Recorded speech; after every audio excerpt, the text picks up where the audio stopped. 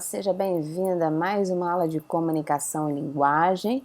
Nesta aula vamos falar sobre formatação de trabalhos acadêmicos, um tema muito pertinente e interessante para os alunos de forma geral, ok?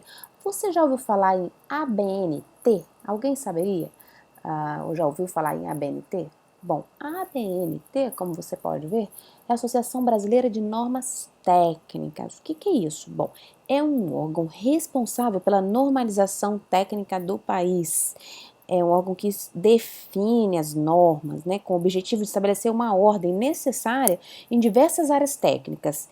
E para que isso serve? Qual é o objetivo? Bom, o objetivo é uniformizar determinados procedimentos, buscando maior economia, segurança, garantia de qualidade e até mesmo a conformidade com regras estabelecidas em outros países. Portanto, sendo assim, o padrão de formatação de trabalhos acadêmicos utilizados pela UCL também está baseado na ABNT, é baseado nas normas definidas pela ABNT e várias instituições, né, todas as instituições de ensino fazem isso, padronizam o seu manual de formatação de trabalhos acadêmicos. Bom, por que eu preciso padronizar o meu trabalho acadêmico? Antes de realizar um trabalho, é importante ter sempre por perto o manual de trabalhos acadêmicos da UCL, para que você saiba quais são as características exigíveis para a apresentação dos documentos acadêmicos. Como assim? Bom, eu não posso fazer um trabalho sem utilizar certos critérios. Quer dizer que o aluno não pode ir lá comprar uma folha para imprimir o trabalho colorida. Eu gosto de amarelinho, então eu vou imprimir meu trabalho em folhas amarelinhas.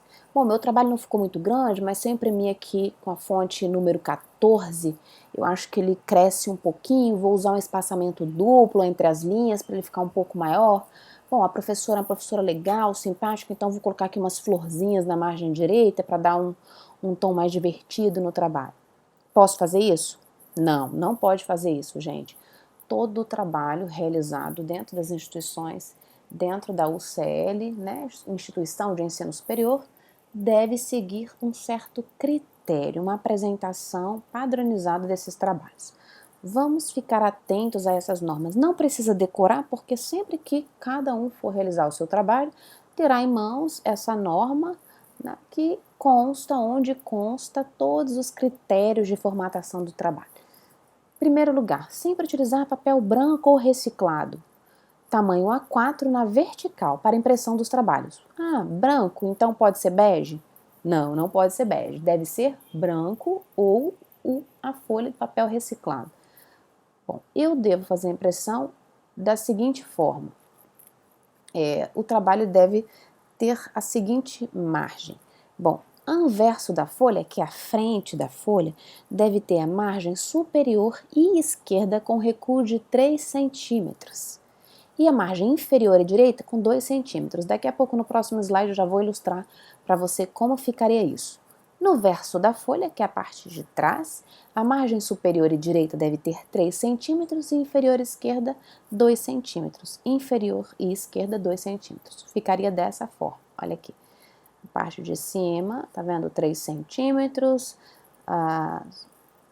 Temos aqui o parágrafo com recuo de 1,5 centímetro, recuo para citação longa 4 centímetros e as margens direita de 2 centímetros e esquerda 3 centímetros. Bom, formatação. Qual a fonte deve ser utilizada para a impressão ou para a digitação do meu trabalho? Sempre na UCL, o aluno deve utilizar a fonte Times New Roman. Mas eu não posso usar a Arial, que ela é bem parecida? Não, a fonte utilizada padronizada é a Times. Assim, todos os trabalhos vão seguir o mesmo padrão. Tamanho 12 para o corpo do texto, títulos e subtítulos. Bom, também é possível utilizar a fonte número 10 para citações longas, notas de rodapé, legendas e paginação, que você vai encontrar todas essas especificações lá no Manual de Formatação de Trabalhos da UCL. Todo o corpo do trabalho deve ser justificado às margens esquerda e direita, menos a lista de referência, que deve ser alinhada à margem esquerda. Bom, próxima questão. Nas entrelinhas do corpo do trabalho deve ser usado o espaçamento 1,5. Nem duplo, nem simples, é o espaçamento 1,5. Formatação. Os parágrafos devem ser iniciados rente à margem esquerda, sendo separados por um espaçamento maior que 1,5. Títulos e subtítulos devem ser separados do seu texto por 2 entrelinhas, então posso dar o Enter ali 2 vezes e separar o título do subtítulo seguinte por 3 entrelinhas. Caso tenha alguma dúvida quanto à formatação do trabalho, mesmo tendo em mãos o manual, sempre consulte o professor ou o orientador, no caso do aluno que esteja realizando o trabalho de conclusão de curso, que é o TCC. Bom, os títulos numerados devem vir rente à margem esquerda, e a numeração dos títulos e subtítulos deve ser progressiva. Essa numeração deve limitar-se à 4ª seção. Os títulos não numerados devem ser centralizados na margem superior. Então, se eu for fazer um título, eu coloco lá, capítulo 2, máquina a vapor. E eu escrevo todo o texto relacionado àquele capítulo 2. Então, posteriormente, eu quero introduzir no capítulo 2 uma nova seção. Então, eu posso colocar 2.1. E essa é uma seção. Depois eu posso incluir uma nova seção, ok? Que seria 2.1.1. Então, é possível realizar até a 4ª seção. Nós podemos utilizar. Mais do que isso, não, já inicia-se um novo capítulo ou trabalhar dentro das seções já existentes. Paginação. A contagem das folhas, ela começa a partir da folha de rosto. Então, nós temos capa, que é a parte externa do trabalho. A página a seguir é a folha de rosto. E a partir daí, que é a terceira, digamos assim, folha do trabalho, é que deve ser numerada. Só que a numeração, que são os números feitos em algarismos arábicos, que é 1, 2, 3, 4, eles só aparecem na primeira folha do texto, possivelmente lá na introdução. Então, eu conto as folhas anteriores. Então, vamos lá. Se na terceira folha eu começo a contar com a partir do número 1, eu só numero a introdução. Então, imagine que eu tenha 4 ou 5 folhas anteriores. Lá na introdução eu coloco, em vez de 1, que é quando aparece a numeração, aparece lá, por exemplo, 6 ou 7. Por isso que quando vocês estão, não sei se alguém já teve contato, algum tipo de trabalho assim, que olhou lá, bom, nas anteriores não tem numeração, mas na introdução tá lá, número 11, por exemplo, ou 6, 7, enfim.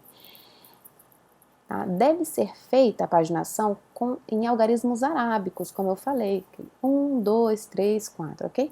Na extremidade superior direita, lá em cima no cantinho direito da folha, ok? Na parte da frente, não na de trás. E na extremidade superior esquerda, que seria o verso da folha, na parte esquerda. A numeração das páginas que vierem após as referências segue a sequência do texto. Siglas e abreviaturas. Bom, elas podem ser apresentadas em lista ou direto no corpo do trabalho. E vamos fazer da seguinte forma: sempre que eu for utilizar uma sigla pela primeira vez, ela deve ser colocada, ok? Após o nome completo. Por exemplo, se eu quero escrever ABNT, né? Então, eu vou primeiro colocar Associação Brasileira de Normas Técnicas, espaço, entre parênteses, a sigla ABNT. E a continuação, se em outro momento posterior eu for utilizar novamente essa sigla, já não preciso escrever o nome por nome completo, ok? Eu já utilizo diretamente a sigla. Nota de rodapé. Devem ser digitadas na margem inferior da folha, devem ficar separadas do texto por uma entrelinha e por um traço de 5 centímetros, como você pode observar aqui abaixo, neste exemplo, a partir da margem esquerda. Então, peça sempre orientação do professor orientador para redatar ou para a redação dessas notas de rodapé, para tirar dúvidas, né? Quando que eu devo utilizar notas de rodapé?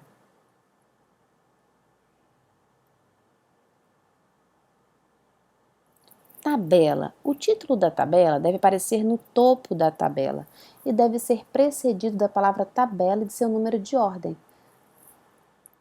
Ou seja, eu escrevo tabela, ok? Se a primeira tabela, tabela 1, tá? E escrevo o título da tabela.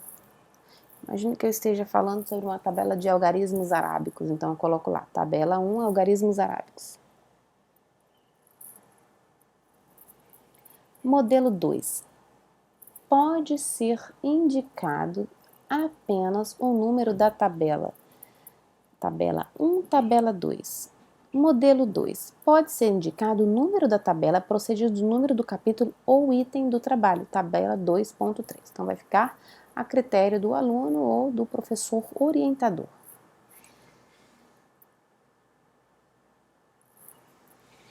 A indicação da fonte deve ser digitada na base da tabela, imediatamente abaixo da última linha horizontal. A tabela deve ter traços horizontais e verticais, porém não deve ter traço vertical que delimite as laterais da tabela, como você pode ver nesta imagem.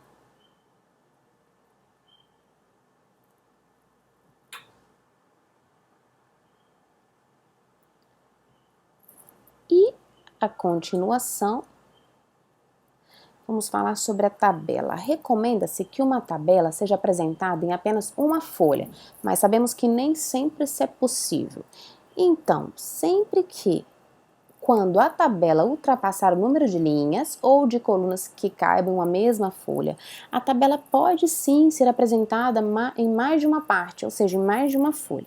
Então, como que eu faço isso? Bom, se eu devo indicar a fonte da tabela e tudo mais, vamos proceder da seguinte forma. Caso a tabela ultrapasse mais de uma página, deve-se escrever continua na primeira página, ou seja, eu faço a minha tabela na primeira página, em vez de escrever lá as informações necessárias na tabela, eu simplesmente escrevo continua. E na primeira página, e a partir daí, se eu preciso, por exemplo, de 3 ou 4 páginas de tabela, eu escrevo nas páginas seguintes continuação. E só escrevo conclusão na última página. Neste caso, a fonte só deve ser indicada na última página ao final da tabela. Então, eu escrevo conclusão e a fonte, que seria o local de onde eu retirei a tabela, ou mesmo se é uma tabela de autoria própria.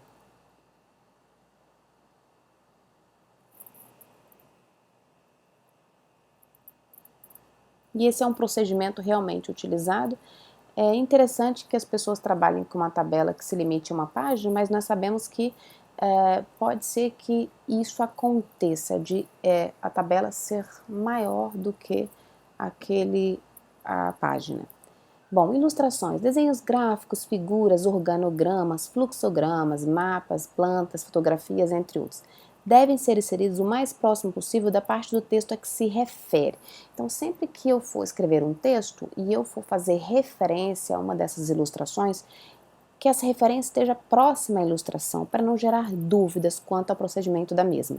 A identificação deve aparecer na parte inferior da ilustração e deve conter tipo de ilustração, número de ordem que aparece no texto, título, legenda explicativa e fonte. Todas essas informações parecem ser muito detalhadas, e elas são de fato detalhadas, mas não se preocupe porque você sempre terá por perto ou terá acesso a esse manual de trabalhos acadêmicos da UCL, onde constam todas essas informações. Então, sempre que você for redatar o seu trabalho, tenha por perto o manual e para que essa dúvida seja sanada. Equações e fórmulas. As equações e fórmulas devem aparecer de forma destacada no texto para facilitar sua visualização e leitura, e devem ser numeradas com algarismos arábicos, colocados entre parênteses e alinhados à margem direita da página. na direção da equação, como no exemplo a seguir. Bom, essas são algumas das exigências contidas que nós devemos atender para apresentar os documentos acadêmicos durante o nosso curso, mas existem outras exigências também, por exemplo, quanto à citação, como que eu devo utilizar a citação dos autores, né, fazendo referência aos autores que eu utilizo para a leitura do meu trabalho ou para a realização do trabalho. Isso você vai encontrar lá no manual, todos os procedimentos, como citar um livro, como citar um artigo acadêmico, como citar uma revista. Então, tudo isso você vai encontrar no manual. Peça auxílio ao professor das disciplinas para conseguir direcionar este documento a você. É muito provável que o documento esteja disponível no SharePoint da disciplina. Bom, esta aula termina aqui e até a próxima!